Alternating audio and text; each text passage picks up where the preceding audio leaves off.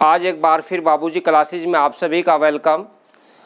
Chapter 4 द्विघात समीकरण को ही लेकर आए हैं। द्विघात समीकरण का चैप्टर चल रहा है क्वाड्रेटिक इक्वेशन, यानी हमने इसकी थ्योरी को पहले ही जान लिया सही तरीके से कि क्वाड्रेटिक इक्वेशन द्विघात समीकरण वो समीकरण है जिसमें चर की सबसे बड़ी घात 2 होती है, या ऐसा बहुपद द्विघात बहुपद जिसका की घात सबसे बड़ी दो हो और उसे 0 के बराबर रख दिया जाए तो द्विघात समीकरण कहलाती है।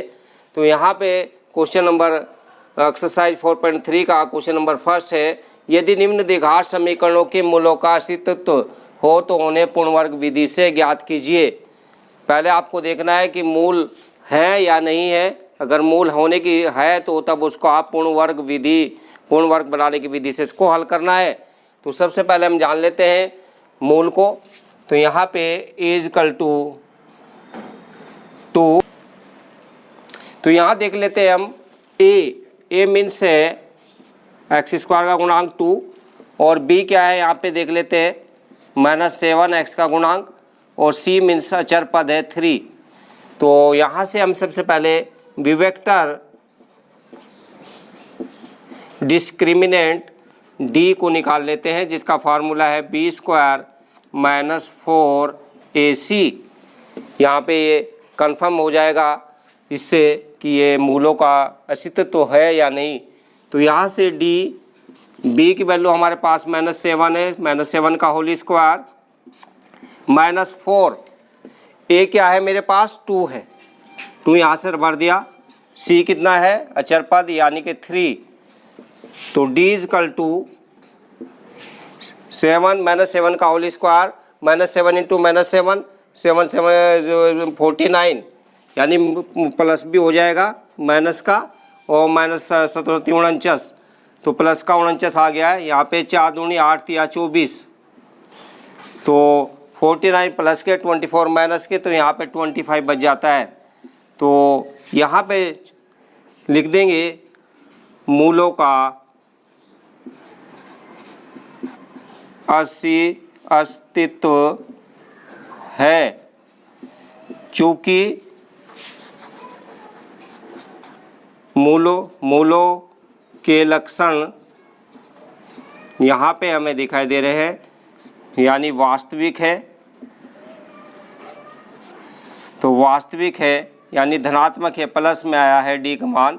d अगर मान लीजिए 0 से बड़ा या 0 के बराबर है तब आपका मूलों का अस्तित्व तो होगा। तो इस प्रकार से हमने देखा कि d की वैल्यू जो है 25 यानी प्लस की आई है, अगर 0 भी आएगी तो भी मूलों का अस्तित्व होगा। तो यहाँ से अब इसको पूर्ण वर्ग विधि से हल करेंगे। तब ले लेते हैं इक्वेशन को दोबारा से, 2x² माइनस का 7x और प्लस का 3 इक्वल टू 0। पूर्ण वर्ग विधि से क्या स्टेप्स हैं उसको देख लेते हैं। सबसे पहला स्टेप देख लेते हैं कि अचर पद को आप उधर ले जाइएगा, LHS से RHS में ले जाइएगा। सबसे पहला जो स्टेप है 2x² माइनस 7x, ये प्लस का तो उधर जाकर माइनस का हो जाएगा। इसके बाद x² का जो भी कोफिशिएंट है गुणांक है उसको ख़त्म करेंगे। यहाँ पे 2 है तो प्रत्येक पद को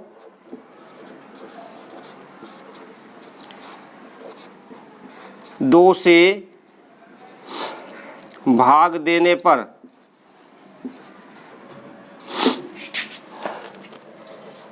तो 2x² बटे 2 7/2x और बराबर -3/2।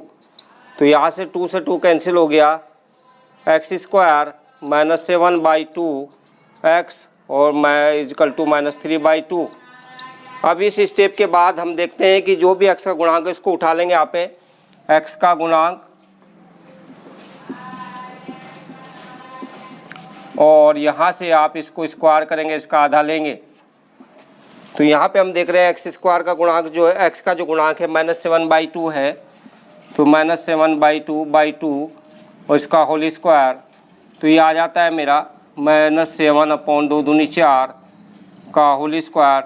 ये दोनों पक्ष में जोड़ेंगे आप।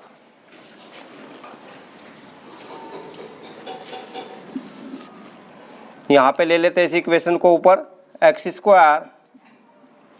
-7/2x और इक्वल टू -3/2। दोनों पक्ष में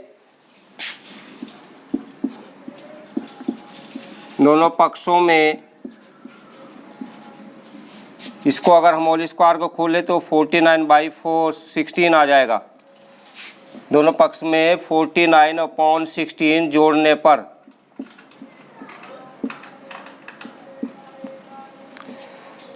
x square minus 7/2 x plus 49/16 equal to -3/2 और प्लस 49/16 दोनों इस पक्ष में हमने इसको ऐड कर दिया है।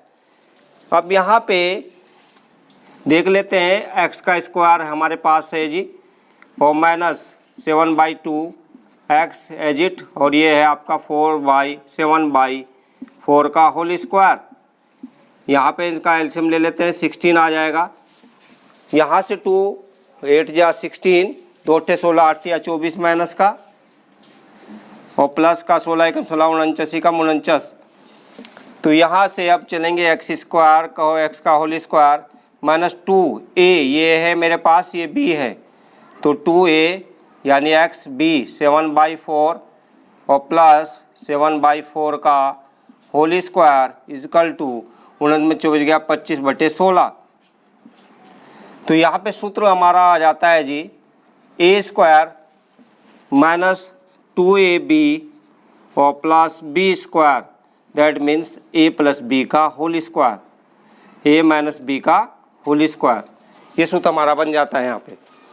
तो यहाँ पे हम a देख रहे हैं, a ये है और b ये है, तो a x -7/4 का होल स्क्वायर और ये किसका स्क्वायर, इसको देख लेते हैं 5/4 का होल स्क्वायर। दोनों साइड से स्क्वायर को कैंसिल कर सकते हैं। तो यहाँ से अब आगे चलेंगे, x -7/4 इजकल टू 5/4, 25 यानी कि 5/25/16।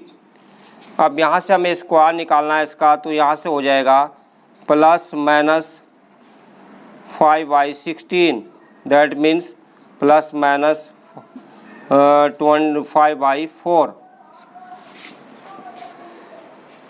x equal to plus minus 5/4 plus 7/4। एक बार धन चिन्ह ले लेंगे यहाँ से,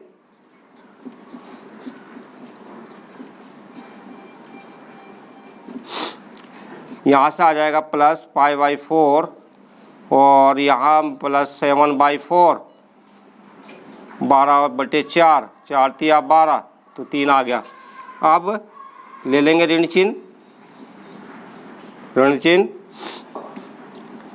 लेने पर x इजकल टू यहाँ से -5/4 प्लस 7/4, तो यहाँ 7 में 5 गया 2, तो 2/4, 2 ही कम 2, 2 दूनी 4, 1/2। तो मूल आए हैं जी आपके, एक आया है मेरे पास 3, दूसरा आया है 1/2, यही इसके आंसर है। तो इस प्रकार से हमने देखा कि सबसे पहले हमें जो द्विघात समीकरण दी हुई है इसके मूलों का अस्तित्व तो देखना है, एग्जिस्टेंस देखना है कि है या नहीं।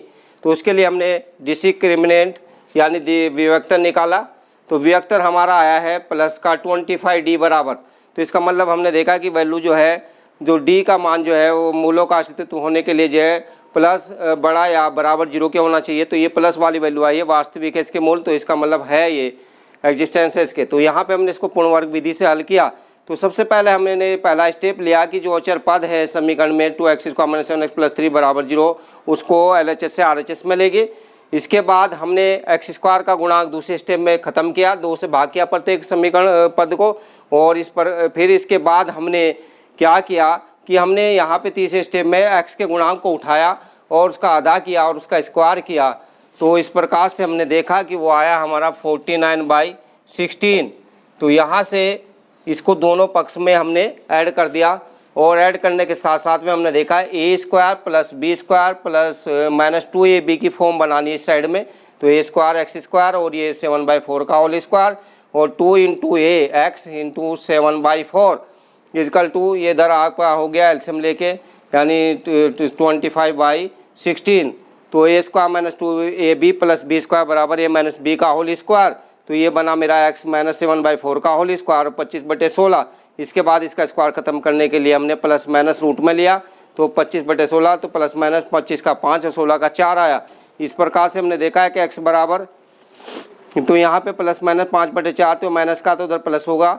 तो इस प्रकार से हमने एक बार धन चिन्ह लिया तो 3 आया, एक बार ऋण चिन्ह लिया तो दूसरा उत्तर मेरा 1/2 आया। इस प्रकार जो द्विघात समीकरण के मूल है वो 3 और 1/2